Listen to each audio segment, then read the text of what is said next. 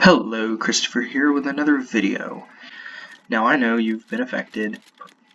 Most likely one of your parents has been laid off, temporarily at least. Or maybe you're still in work. That is a blessing. And it seems like things are going to open back up. I know there's a lot of people with mixed things about this, like, oh, we need to shut everything down, or oh, we need to just go back to life as usual. We can't just shut down the economy because of a virus, because that creates another problem. And that is true, but I'm not here to talk about the politics of it. But I'm just going to dive right in. I have not been negatively affected by the coronavirus. I really haven't. My friends live 30 minutes away or more. So it's not like I live in a neighborhood where, life has stopped. Life really hasn't stopped. My life is going on normally, like it does 365 days a year, minus I'm not going to church, but we're listening to our sermons, which is nice. At my church we record, which I enjoy a lot. It's very interesting, and according to our pastor, it's very weird for him because he misses he misses, the congregation and getting feedback and stuff. And he misses that a lot. I'm not touching that guy. Ow, shot me. Anyways, I'm just saying the coronavirus hasn't hurt me.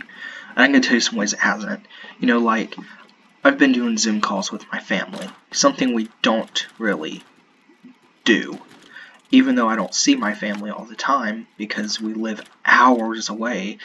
We've now started to do Zoom calls to feel closer because we don't have friends that we can just go and see. We don't have that. That's been taken from us. And, I can go into this about, I do believe this is, I do believe that this is a wake-up call for the church. In a few ways, I do believe that good is going to come out of this. I don't believe that, the coronavirus is just going to keep going on and on and on, because it's not. It will end. There may be isolated cases of it at some point. Just like there still are the smallpox. Something that's been, something that the U.S. hasn't really seen a problem with in recent times or anything. But, it's going to go away. This is forever economic shutdown. Is it forever job loss? Unless your industry goes out, God forbid. I'm sorry if that happens to you, or if your small business has to be shut down, because of everything. I'm really sorry about that. But, the coronavirus hasn't been bad for everybody. It just hasn't. It's been good for me because I just told you, Zoom calls with family, which is something that we just started to do. Literally, we just started to do that because of the coronavirus. I want to be close to my family. We can't be close to our family, but as you know, they're hours away, which means that, they also don't have friends. That's the real thing. There's no one for them to distract themselves with. There's, there's us. There's no one to, talk to except their sibling or maybe closer families. So I think it's been great. I really think the coronavirus has been a wake-up call to some, a chance to get close to family, a chance to draw close to God. It's not all bad. God allows things to happen for a reason. And I think this is a pretty good reason, because, we have it pretty well. Even the coronavirus pandemic, people are like, oh, it's so horrible. I'm like, it's bad, but just look at history. Look at what the Look at the HE double hockey sticks that these people had to go through. Because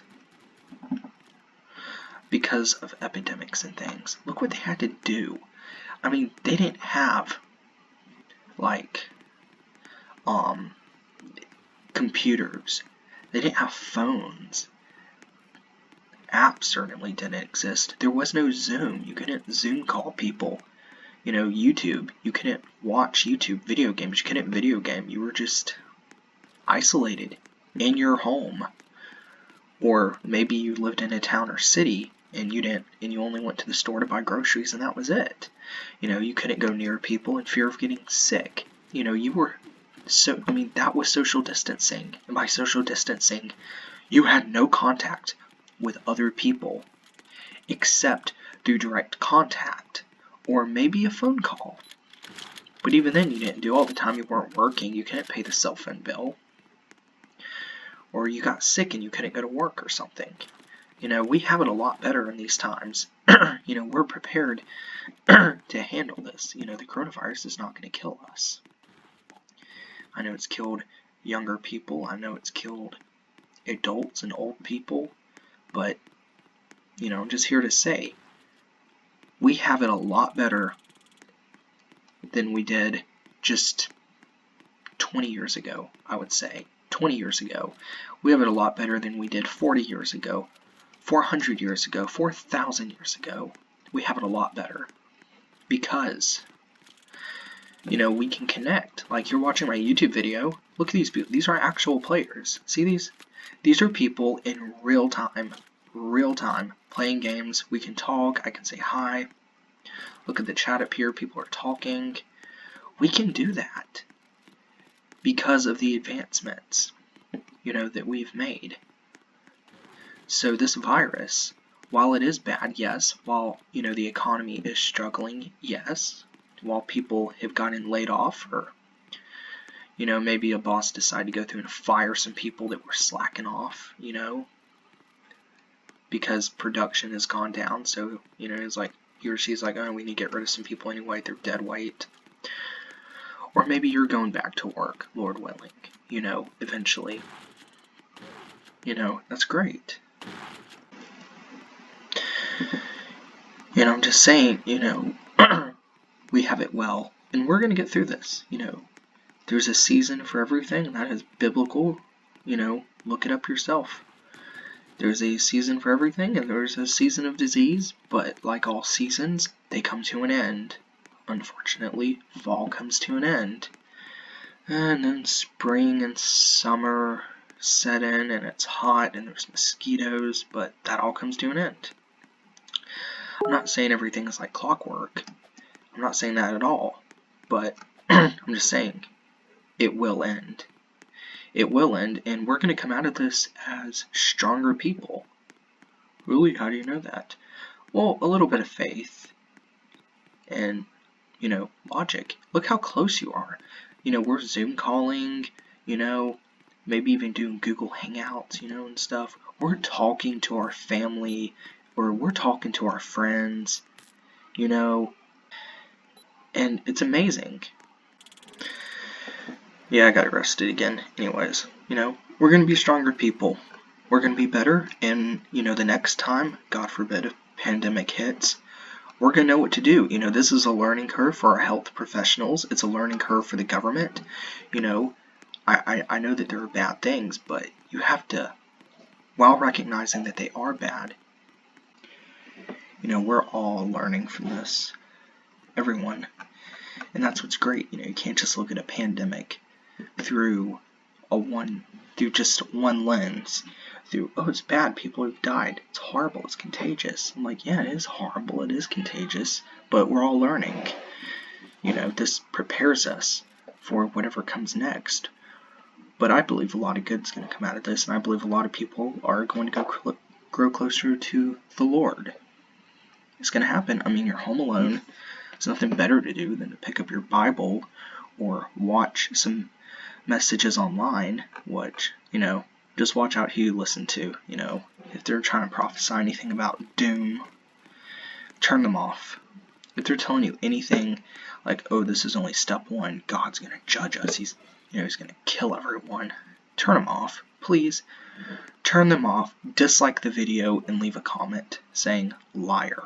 No, actually just put false prophet. Dislike, put a comment, false prophet, and leave. And don't ever watch that person again. Because that's not what's going to come about. God has a plan.